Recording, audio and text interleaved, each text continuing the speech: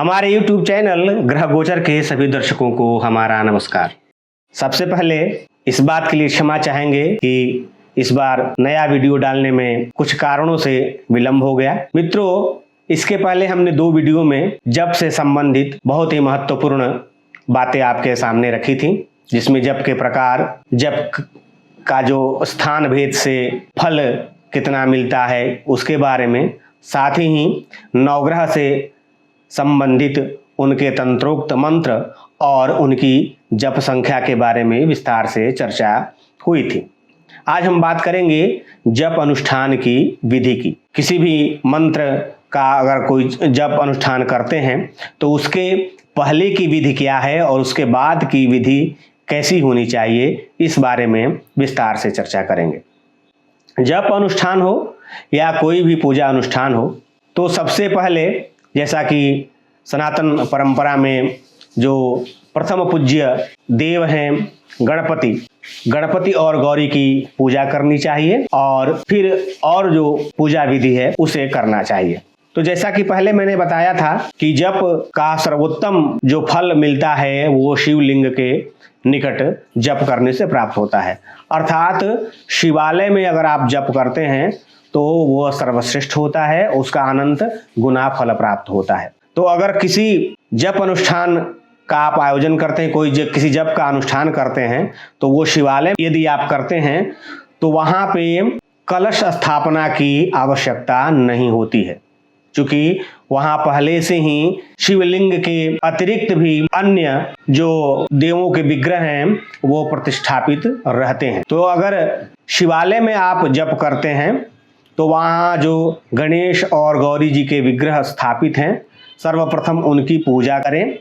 इसके बाद और जो दूसरे विग्रह स्थापित हैं उनकी पूजा करें, शंकर भगवान की पूजा करें और उसके बाद जिस प्रधान देवता का अगर किसी ग्रह से संबंधित जप करना हो तो वहाँ उन ग्रह की पूजा करें, नवग्रह की पूजा करें और फिर उस ग्रह की पूजा करें। या अगर महामृत्युंजय का जप करना है तो अंत में शिवलिंग की षोडशोपचार पूजा करें।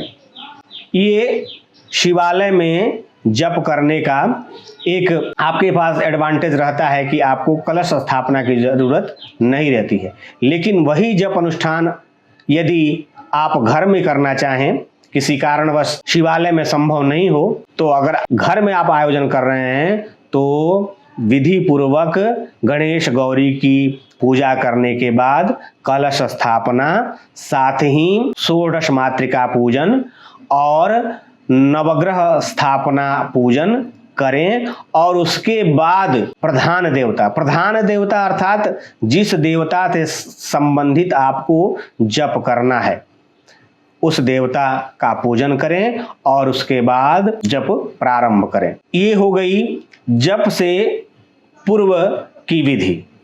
जप अनुष्ठान से पहले क्या करना चाहिए, ये विधि आपको हमने बताई। इसके बाद जप अनुष्ठान के बाद क्या करना चाहिए। जैसे मान लिया कि महामृत्युंजय का जप हमें 10,000 बार करना है, तो महामृत्युंजय का जप में 10,000 में 3 से 4 दिन में अगर जप संपन्न होता है तो फिर उसके बाद क्या विधान है उसको भी जानना आवश्यक है। जप का फल प्राप्त करने के लिए, जप का सर्वश्रेष्ठ फल प्राप्त करने के लिए हवन, तर्पण और मार्जन ये अति आवश्यक है। जप अनुष्ठान का अभिन्न अंग है। अर्थात जप अनुष्ठान संपन्न होता है उसके बाद विधिवत हवन करना चाहिए। हवन की जो संख्या बताई गई है वो जप संख्या के दशांश होनी चाहिए। आहुति की जो संख्या है वो जप संख्या के दशांश होनी चाहिए। अर्थात मान लिया उदाहरण के लिए कि आपने महामृत्युंजय का जप किया, तो अगर 10,000 जप संख्या है तो आहुति संख्या उसके दशांश यानी 1,000 होनी चाहिए। और ठीक उसी प्रकार हवन संख्या के दशांश तर्पण यानी 1,000 आहुति दी तो आपको 100 उसके दशांश 100 तर्पण करना चाहिए और उसके दशांश यानी 10 बार मार्जन करना चाहिए और उसके बाद यथाशक्ति ब्राह्मणों को भोजन कराना चाहिए और उन्हें दक्षिणा देनी चाहिए।